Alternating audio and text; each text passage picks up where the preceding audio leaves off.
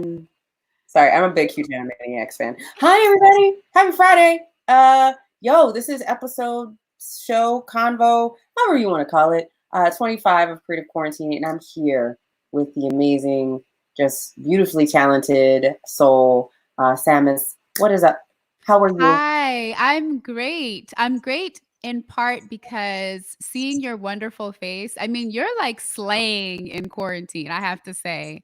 Like, it's not always, I'm on a lot of Zoom calls. I've seen, we all have run the gamut. I think at the beginning of quarantine, there was still kind of, folks were trying to keep it fresh. Yeah. Yeah. Now that we've hit days like 41, 42, things have started to shift, but I feel like you really got it together. I'm inspired to do better. I teach on Mondays, and this Monday I'm really going to like dress it up, do my winged liner, like get my lip together, like just, spice it up a little bit. So thank you for that. You know what? If the secret is one, no one has to see under here. True story. There are no shoes. Let's be real. No shoes. So that's my sacrifice. And two, actually seltzer water in my hair. That's what keeps it. Yeah. Really? Someone has asked me that. So my sister, brilliant woman that she is, Wow. scientist. Y'all know how y'all roll. My sister was like, pH balance of hair. And she's like, use seltzer water. These are the keys. Like, these are major keys. I will be tweeting that out after this conversation because it changed my life. This is, game. Your hair looks fabulous. It looks so lustrous and defined. Seltzer water, main choice. Wow. I've learned so much in like 3 minutes. This is incredible. Oh man. See, this is why I'm happy we did a Friday conversation. So for those, before I forget, for those at home who are watching in, you have a lot of fans that I'm sure are watching, so they know who you are. But for folks who may not be as familiar with your work, can you lay out the hyphens? Can you lay out the words that reside between the hyphens? I think that's I can try to. Okay, so let's see. I'm a producer. I'm a rapper. I'm a recent doctor, PhD doctor, and I do some game sound design very recently. And anything else? Let's see. I'm a terrible chef. I'm trying to think of anything else that I can throw in there. That's a major attribute of mine. Because we have our first chef that's going to be on the show next Friday. Boom. I'm here. It's penciled in because I need help. A girl needs help. I need resources. I need tools, tips, action items. Yes. Yeah. So those are my hyphens and my worries and woes that I need to work out. But I love that though, right? Because I think when we think about creatives, a lot of people try to put creatives in like this weird box where creatives only can do one thing. They're only an actor, they're only a producer, they're only a rapper, or they're only a chef. And I think it's so limiting to the fact that creativity comes out in so many different ways, right? Like one of my clients right now is an amazing person. She's also a tax attorney and she's also a painter. And it's just like, yeah, we're complex people. And I think a lot of it has to do with how we're socialized often as kids, like the educational system. So I used to be a 3rd and 4th grade math and science teacher before I went to grad school. And I even think about my own childhood that you're sort of trained to go down particular tracks very early. Very early they tell you this is what you're good at, this is what you're bad at. These are your options. This is how you can be successful. This is how you're going to find yourself, destitute and unsuccessful. And so I think increasingly young people are starting to see examples of folks who are doing multiple things. I think of like Issa Rae or Donald Glover. It's like, I don't care. I'm going to do the thing that I want to do. Now I want to drop an album. Now I want to be in a movie. Now, Rihanna, she's got Fenty, like all of these people who are comfortable doing that.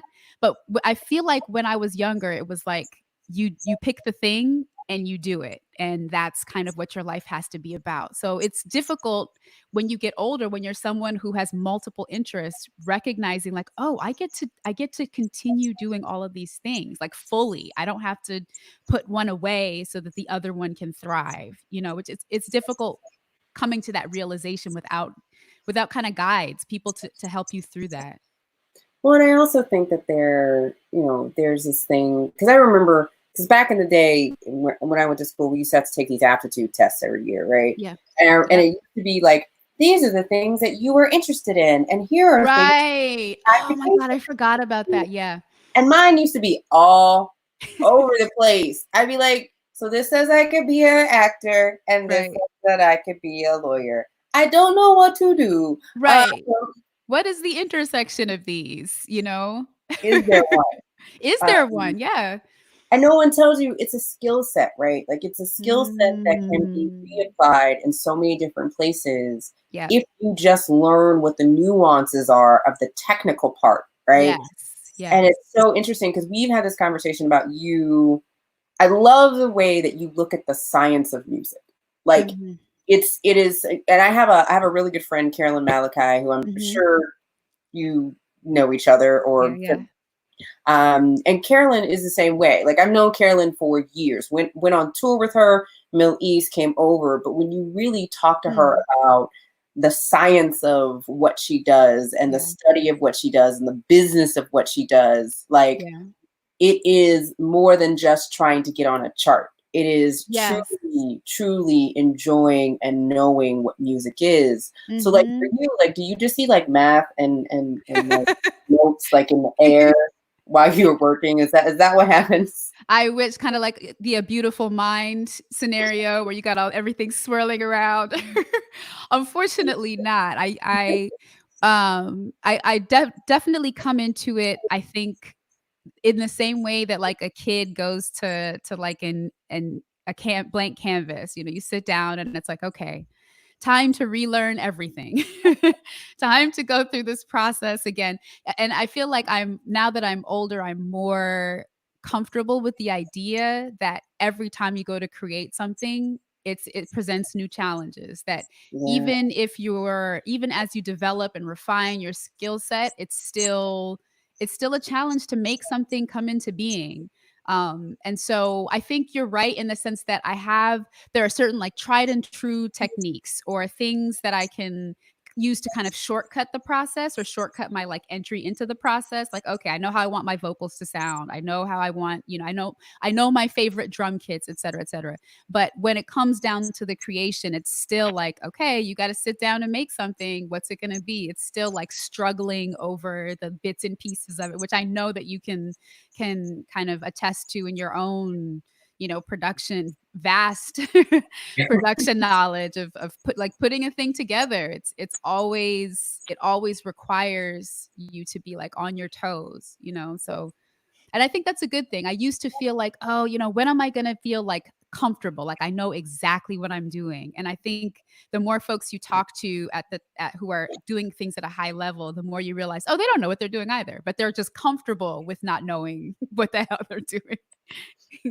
I hear that comes with age. Yeah, I Um, think so.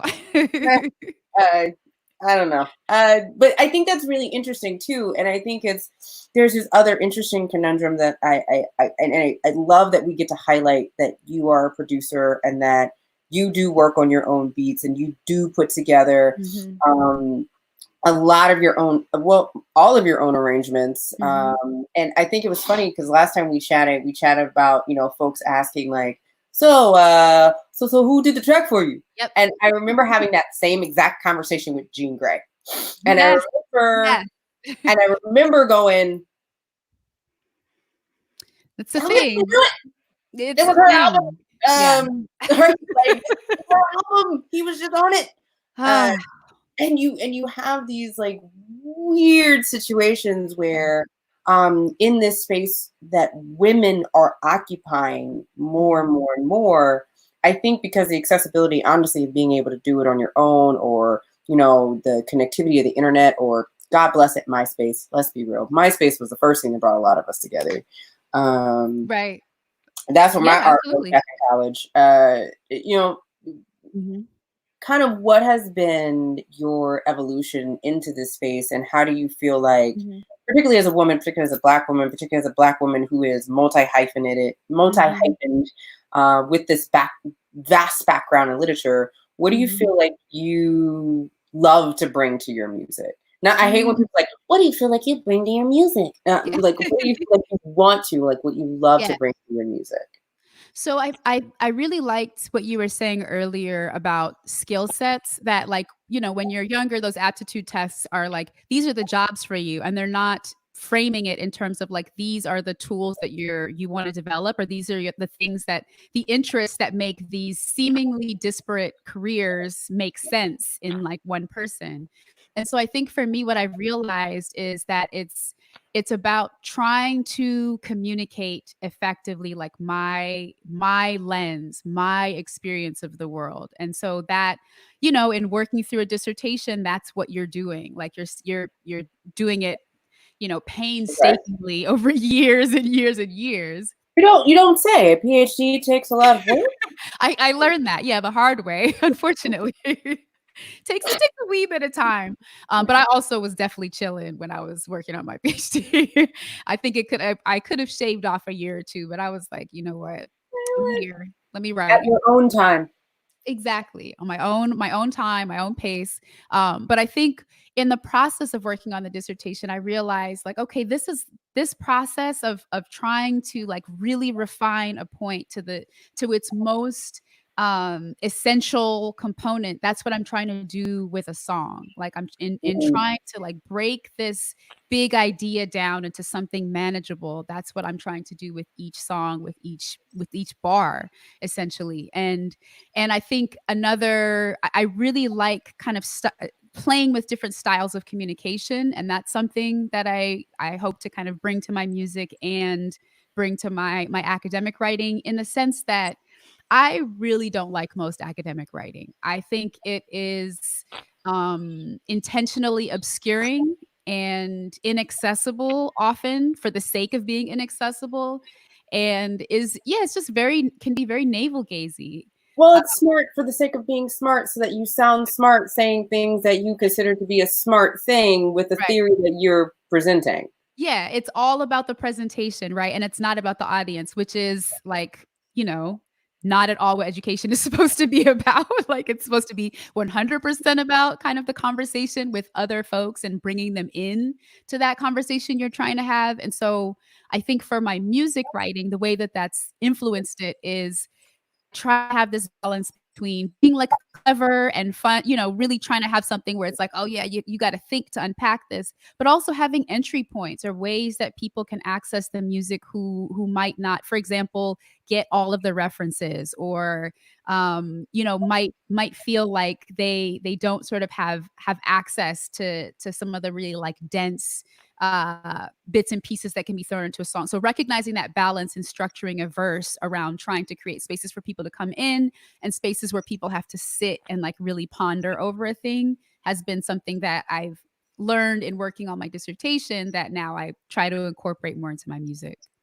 Word. So for me, I think it's interesting, because a lot of your work, not your teaching, but a lot of your work kind of happens in the lab, and you Yeah. haven't been able to go to the lab. Like, and for those who don't understand what I mean by lab, because you are a scientist, I mean the studio, not the Yes. lab. Um, how has the last couple weeks like shifted on your creativity side? Because I Yeah. know you're now doing online classes, Yeah. right? Yeah, I've switched to remote teaching. This is actually my second to last week of classes. I'm so ready. Congratulations. Thank you. Thank you. Congratulations to me. Congratulations to my students. Like, I know that this has been just an absolute trip for them, trying to readjust, and I can't imagine what that would feel like. Um so yeah, it's been, I mean, in general, the way that I kind of produce and work is pretty like in home. my laptop is working. I work on my laptop and have like a little MIDI keyboard that I work with. And so it's a pretty, it's a pretty DIY operation that I can move most places. And then I have a little mic in my closet that I use to kind of record scratch vocals. And then in general, I'll go to a studio. I have a friend of mine, Sosa, who has a studio in Queens, and I record with him, and we kind of have a nice collaborative relationship there.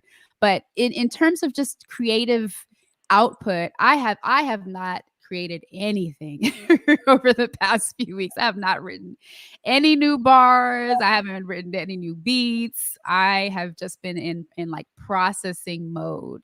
And it's interesting. I'm thinking about the conversation we were having earlier about all of the different, like, the kind of the ways that other people are behaving in this moment. And I'm definitely on the more like, let me fall back and like conserve the energy, think about what's happening, and maybe in 2 or 3 months, maybe over the summer, it will like result in I'll have something to say about it. But for now, I feel like I can't even, just because things get more and more bizarre every day, I don't even feel like I have the like, no, you don't say, like, it's true. It's true.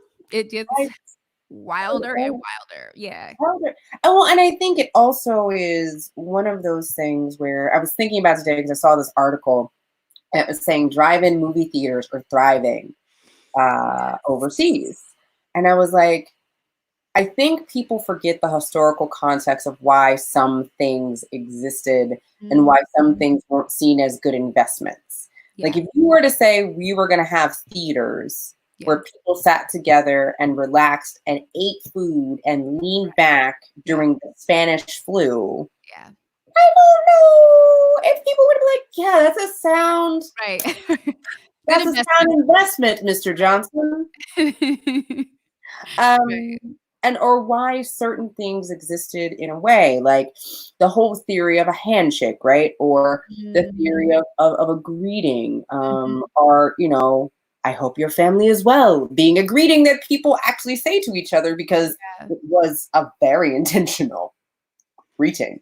And I think it's really interesting in this whole concept of processing and how are we looking at everything and how folks are there, because I've mentioned this a couple times in shows, the shows from week 1 versus the shows now from week 5. Gosh, I'm sure it's just like so different, right? Because there was a sharp learning curve on even those people who wanted to be out there and producing, but a big, huge disparity gap, right? In technology knowledge, not because somebody wasn't like hip or somebody wasn't cool, they couldn't use their cell phone, but because that just wasn't their bailiwick at the time. Right. Yeah, there's been a huge, I think even for me, just figuring out how to, like, what a day is, like what is supposed to happen in a day, what do I want to have happen in a day, and structuring it in a way that feels sustainable. Because I think it's like you said, week 1, sustainability wasn't necessarily a part of the conversation. No one was, I wasn't projecting 3 or 4 weeks out, let alone 3 or 4 months. I was just like, okay, this is new, this is different, this is weird, this is a developing story. And by week 2, it was like, okay, the way that I've been approaching this, which is the way that I had been approaching it at the beginning, was to just like key it up with everybody all the time, just be kind of available, do my work, and just never really take time to shut down and like read something or be off Twitter or whatever the thing was. But now it's like, okay, I have to put like the check marks, like I have to put the stuff in place that I can actually, like, all the boxes to make sure that I'm really staying sane, because it's easy to kind of get derailed or go down a dark space. I feel like a lot of friends of mine, especially this week, it's felt like, have kind of entered into a really, really challenging, like, existential kind of crisis mode. So yeah, I mean, how are you feeling? Today, for True, and this is kind of a preview so everybody knows, today is my first mental health day. This is the only thing I'm doing today, which is great. Who would not want to talk to you? And then, you know, we've actually started to be reassessing. So we're going to hit episode 30 next week. And then we're going to start reassessing if we're doing this every single day. But guess what? Everyone will have 30 episodes, 30 podcasts, 30 live shows to look at, which, you know, is fantastic. Shout out to the production team. And I think I am definitely thinking about the idea of sustainability, right? Because I am one of those people that even before this, go, close her out the night before. How do we most efficiently plan for the entire week? When are groceries ordered? Like that was just the mentality, because when you've got 4 different clients that you're working for and you're making everything work and figuring out how that is. But I think it's, you know, taking that step back and going, okay, yo, I got a book that I really wanted to work on, and I still got to finish The Last of Us. By the way, where are you on the game? Oh, I haven't done anything. You judge me. You will judge me. I'm like right at the beginning. We just what's her name? She's like Is Tess still there? Is Tess still? Yeah. Okay. All right. So no spoilers. No spoilers. Okay. And you are very much at the beginning of the game. You are still trying to get out of the city. Okay. Yeah, cool. Still trying to get out the city. Like I haven't done nothing, but I have big plans this weekend. Yo, it's fine. You give me a call. You let me know. I am not. I mean, I'm past that. But if you were to ask someone who's played the game more than once, he'd be like, "You still have to turn it off." Right, like, wait, where are you? Why are you still playing? Last night it was probably like 1 a.m. Yeah. And I'd fallen into like a bunch of clickers. And I was like, nah.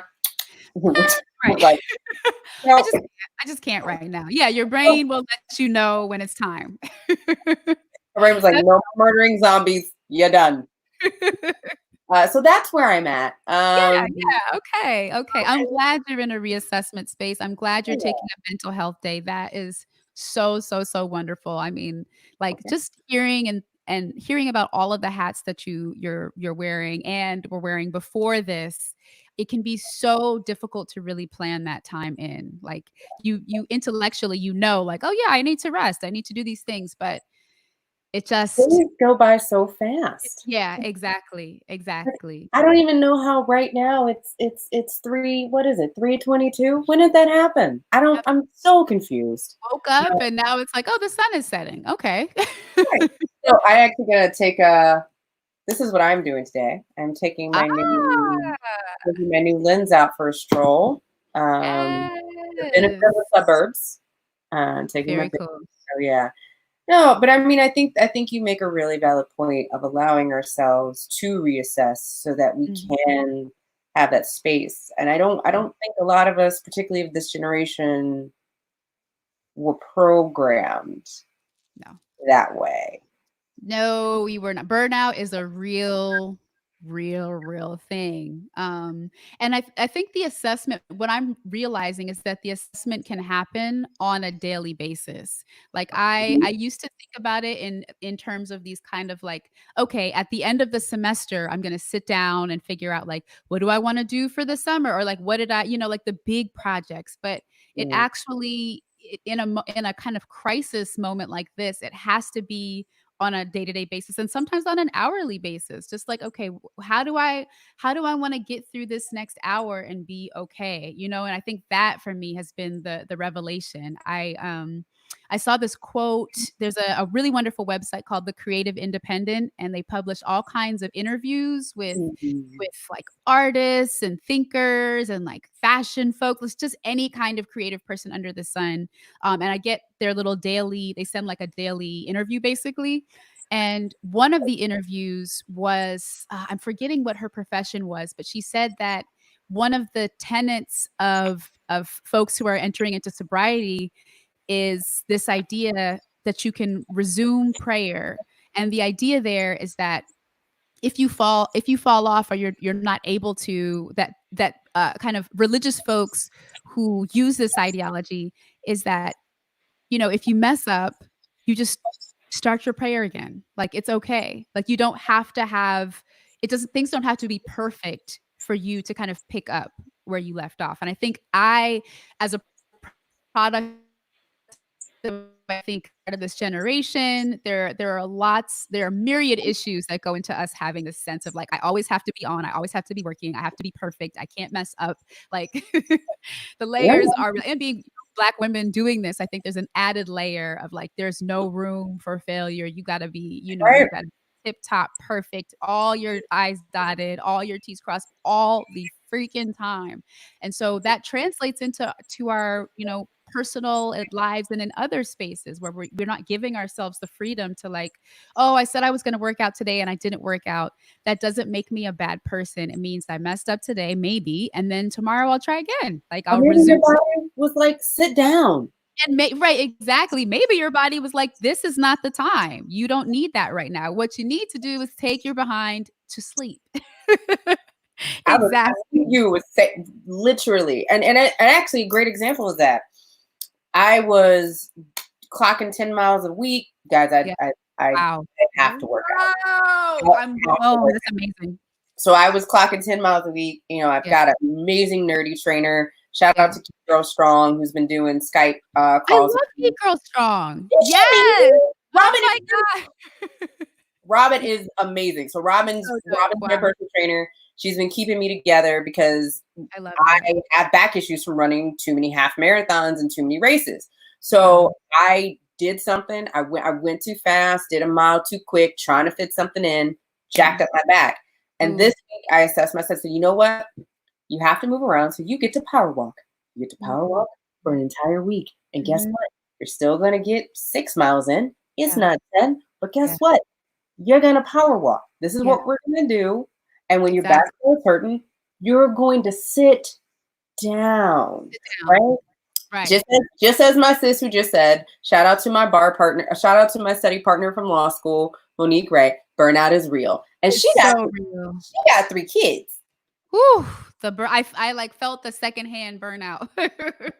I received it. Oh my goodness. Yes. Oh, It's but a I real mean, phenomenon. so we have a question. Hey Matt, I adore your work. Thank you for everything you do. My question is about songwriting. Do you find it harder to create nerdy tracks based on existing properties or extremely vulnerable personal songs?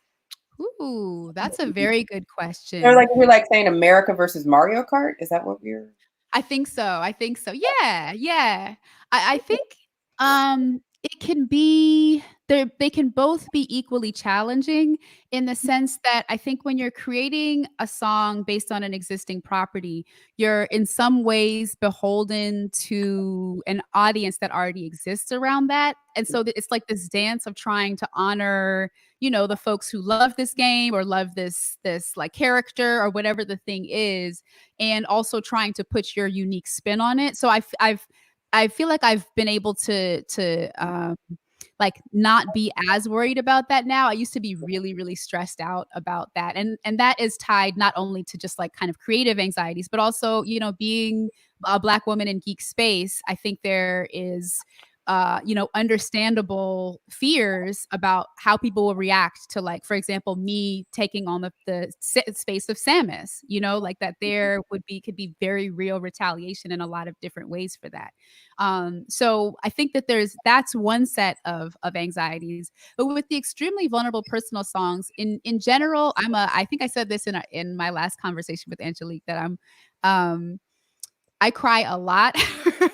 So it's kind of easy for me to just be in that space. Like I'm in my feelings all the time, Pisces gang, like waterworks all day every day.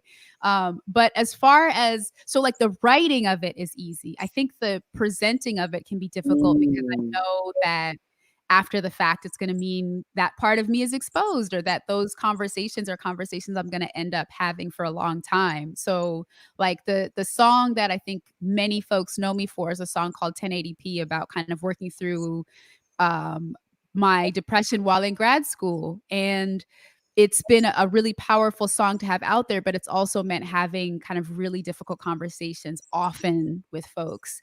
So I've recognized that when I put myself out there, that a necessary or a responsibility that I then take on as an artist is like following up with people or continuing to have those conversations.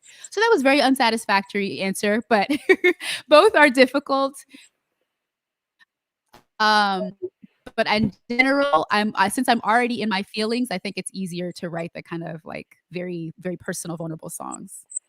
Well, and I think that's a really interesting because I think folks, it's such a different situation when you are writing from that space, right? Yeah. Yeah. And I think the writing process, I've always joked, and my brother-in-law he's a huge music head. Mm. And, we've had these conversations about why someone's sophomore album sometimes is either the best thing they've ever done or the worst thing they've ever done. It's never really in the middle, right? It's either they've gotten the formula down, they saved these 12 tracks from the freshman album because they wanted to get it right, or they had more time left, whatever it was, or it was just bad because they used everything they had on the first album. Exactly. And that's because there's this space of coming from vulnerable. Like, God bless Lauryn Hill, but y'all, she has one album. Lauren. She put it all into this like one space. And then she did an acoustic version of that one album. And I'm not mad. Look, it is one of the most culturally significant albums, period. Not of a generation, just period. All time.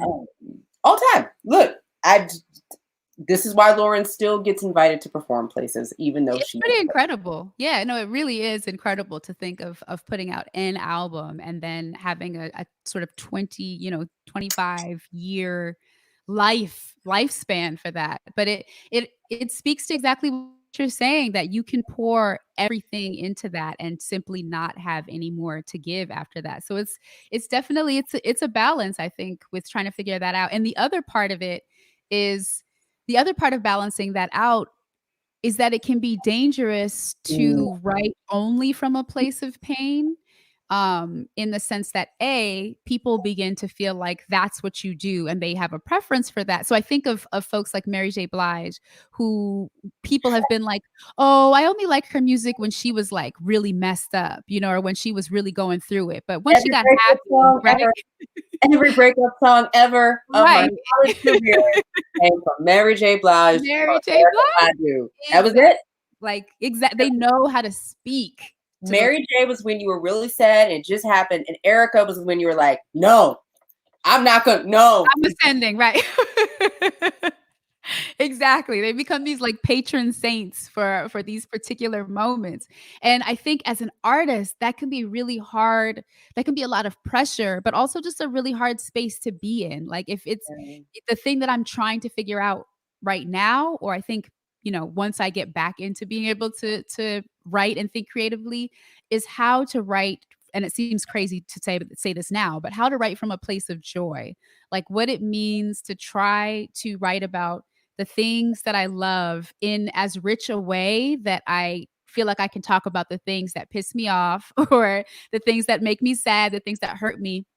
I feel like I and a lot of other artists have a really well-developed language for talking about pain, but talking about joy can it risks being corny or like overly sentimental. And so I think people are scared to go into that space. And it's a challenge, but I think it can be healthy to be able to develop that part of ourselves too, especially when all we hear is like gloom and doom right now. Well, I think it's funny. So I have like a track of my favorite songs, which is like Sunny. Yeah. Oh, that's awesome. Polka Dots, Checks, and Stripes. If you've ever heard that song, it's by the same people who did the Elephant song, Skimmerink Dinky Dink. Oh, yeah. Oh, that's beautiful. First time I ever saw a Black girl in a video, and she wanted to wear polka dots, checks, and stripes, and so she did. And then Starfish and Coffee, right? Like all these like really corny but very joyful songs. And it's just that you need that, right? Yeah. Or like a song like Last Night a DJ Saved My Life. Yo, I needed that song. There's not that many lyrics in that song. It wasn't that complicated of a song, but it was one of those songs that you knew you could listen to. Yes. We really needed it. And I think people underestimate the joy in the corniness. Like That's why Drake does so well. Look, I love Drake. Drake has convinced himself that he is a hard rapper, and I am very excited because in that Yeah. convincing, he has embraced his corny and he gives us that. Yeah. It's all there. It's all there. All the cornball teas that we could possibly need is right there. Yeah. And I'm glad that he's embracing that because yeah, the corniness is part. I think it's fun to see an artist corny. So it's a part of vulnerability. I think being able to be corny or express your corniness like it's an acknowledgement of your humanity. Like Sweet we like have kale. to be Sweet like right. kale. Exactly, exactly. You get it. You know, you already know. So I mean, do you feel like from your perspective, right now in kind of the place we are in that and I know how I feel, but that creativity and art has its role in what is happening at this moment. Yes, absolutely. I think in particular, we talked a little bit about this last time, but I think kind of folks who are doing Afrofuturist work really have something to say in this space because I think a lot about this amazing artist Kame Ayewa, who also goes by the name Moor Mother, Moor Mother. You know, she draws on Sun Ra and saying, you know, the end of the world has already happened. We're already on the other side of the apocalypse. And I think that the way that her framing of that is that that means that now we get to create something different. And so in thinking about what's happening in this moment, it's terrifying and it's revealing all of these structural injustices that many of us already knew existed, but you know, a lot of people it's their first time really confronting the like precarity of how most of us are living. And it's this space where now you see collective action like really forcing big companies to kind of bend to the will of working folks because they have to because that is the like the constraint of the moment. So in thinking about that like Afrofuturist idea that we get to shape this new reality, I see spaces where we're recognizing again how much power we have, how important our voices are, that we get to create the future that's in front of us. And it's going to be really effing hard because there are a lot of very evil people with a lot of money and a lot of power. But there's so much more of us, so many more of us to be able to do that. And we already have seen us bring things to our knees when we needed to. So yeah, I think that's been inspiring me as far as when I go back to the creative space in thinking about joy and thinking about what our work can do. It can present or project like a possibility for a future in a moment where it feels like it's all dissolving, it's all going away. Like even this conversation that we're having, the fact that you've been able to mobilize these conversations is it speaks to like a future space existing that like these are resources or tools and part of a longer and ongoing conversation. It's like that's what we need in the moment is folks who are reminding us that there's like tomorrow and there's going to be another day and another day after that, you know, because it feels in the day to day like that's how can tomorrow exist, you know, like today was hard enough. So yeah, I think that's the space that art has filled for me, just like creating hope for me. I love it. Okay, so we have a question, which I think kind of goes into this, but do you have strategies for convincing, allowing, for lack of a better term, yourself to be vulnerable and imperfect in the face of the demanding public eye Woo! and hyper visibility? Ooh, talk about a question. Woo. Dang. I feel like you just asked, do you walk around with a hype man? Do you have strategies for convincing slash allowing yourself to be Ooh. vulnerable and imperfect in the face of the demanding public eye and hypervisibility? That's so fabulous. I think I do that at home. I think one space that I've started to work that out is I've been writing little poems that aren't really for anybody, and they're, you know, they're pretty silly and short, but like creating a separate creative space has been nice because it's one that's outside of anyone's judgment. Like no one knows that these things exist. And like I haven't studied poetry, or I hadn't really I'd written rap songs, but not sort of focused on specific kind of forms in the way that I'm writing right now. And I think the judgment free, like the fact of it being judgment free allows me to feel like I can use the wrong word and no one's going to say anything, and because no one's going to know, like I get to mess up here. So it's like you have to create those spaces through like hobbies or things that your income is not like reliant on. I think that that's the challenge, is that when you're like, the thing that you love is also attached to how you support yourself, it can be really hard to allow space for imperfection or space for like messing up or not doing the right thing. So creating spaces that are completely removed from like financial well-being or like public approval, that's the way that I've been able to try to keep myself sane, because for the most part it's been really tough, I think. Yeah. Thank you for the question. That was a dope question. So as we kind of wind down, Mhm. I love asking like two real questions. I haven't had a chance to ask them this week because I feel like this week has been a blur. Yeah. Question number one, like right now for you, what's keeping you grounded? Hmm. What's keeping me grounded? Um, so my husband's really great. He's really chill. He's a really chill person. Like I said, I'm always in my feelings. Like I'll see a cute, kitten in a commercial and it's like tears, or I'll see a heartbreaking story and just, so I'm really, really expressive and emotive. And I feel like, he has very like calm level energy, which is nice and matches my sort of like, kind of emotional space that I'm in. So that's been good. And I think snacks. Work, Snacks have been keeping me very grounded. I super important. just crunching on something. It's like, "Ooh, I'm stressing. Okay, let me just have, grab some almonds or some popcorn or whatever." That has really done a lot to just chill me out when I'm feeling like I can't manage, I can't manage. So, Yeah. snacks and husband and taking naps. I feel like these are all solid strategies. Also, yes, snacks, Buddha chocolate, and red wine are my two favorite things in the world. Ooh, just had red wine to this afternoon. It was so wonderful. Every single look, and I have to shout this out, Hannibal. We see you. Hat tip to the chill, calm husband and snacks. Yes. I love it. So, and I think the other question that I love asking, because I want people to remember that it is possible. How are you finding joy right now?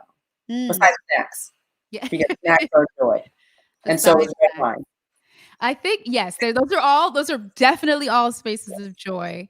I feel like I have been finding joy, that's a really, really good question. On a day-to-day basis, one of the ways I've been finding joy is going on Spotify and listening to an album that I had been wanting to listen to, or wanting to kind of like just sit back and engage with, but felt like, I hadn't had time, or, it was just on a long list of to-do items that I was never going to get to. But like really taking the time and just saying, okay, for this hour, I'm going to sit and listen to, like, today I was listening to Nirvana's first album, Bleach. And I was like, I'm just going to do that today. That's what's going to happen.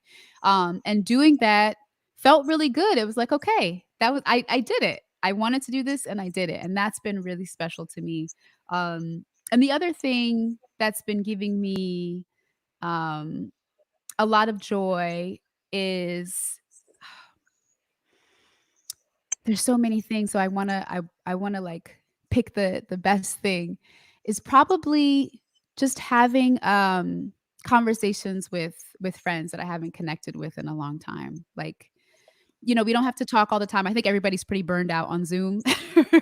So like the weekly happy hour situation, that's not really doing it right now with me. But when I'm able, like this past week, I had a FaceTime chat with like four friends from undergrad, and we just like laughed and laughed and laughed and laughed and laughed about the most foolish talking about who we were in college and why we made the choices we made. Um, and that was so special, and I was able to like zone out for that moment. So yeah, I think reconnecting with old friends has been big, and then visiting albums that I never thought that I had time to listen to before that now I have more time for. That's real. That was me and Garbage yesterday. So a lot of people don't realize that Oh I was yeah? very much into Yes. everything. Oh, And Garbage, man, that album, the first yeah. one, I need to put that on my to-do list actually. I loved Garbage. I'm throwing that on. so much emotion. So Thank I wanted to shout this out before we go. Not a question, but I saw your performance at MagFest this year, and it was life changing. I Wow. can tell you put your heart into the performance, and it made me feel so many wonderful emotions. I just want to share that with you because it was a joyful moment. Oh my God. Thank you so, so much for sharing that. That performance was such a joyful thing. That's one of my favorite audiences because people aren't afraid to be corny and aren't afraid to give love and just be present. So it allows me to do that as an artist. Oh man. So I want to thank you so much for Thank spending you. this amazing 45 minutes with us. This is a perfect mellow way. I think everybody should now go get chocolate, wine, take a nap, Take a listen nap, to please, for me. your album from like the 90s, if you were alive, Yeah. that you want to listen to again, or just pick an album from the 90s. Tragic Kingdom, also great. Yes, yes, yes, yes, yes. I just shouted that out in my class like 2 weeks ago. So yes. Yes. But you also I remember I was listening to a song the other day, and I can't remember the track of it, but there you use you you you Yes. you you I harken back. I did Spiderwebs. The Spiderwebs is the chorus of Spiderwebs is like my favorite thing ever, and so I put that on a One track of called the Comments Disabled, yeah. best choruses ever. It's so good. Ah, But thank you so much. Happy Friday, yeah, everybody. We'll be back on Monday with Angel Parker. So if you're a fan of the Runaways, if you're a fan, I mean, she also has like a huge long list of IMDb amazingness. She'll be coming, hitting us up on Monday with some more Black Girl Magic. But I want to say thank you again to thank Sammus. you. And treat yourself well, everyone. Treat yourself well. Please do, and enjoy your mental health day. Take care of yourself.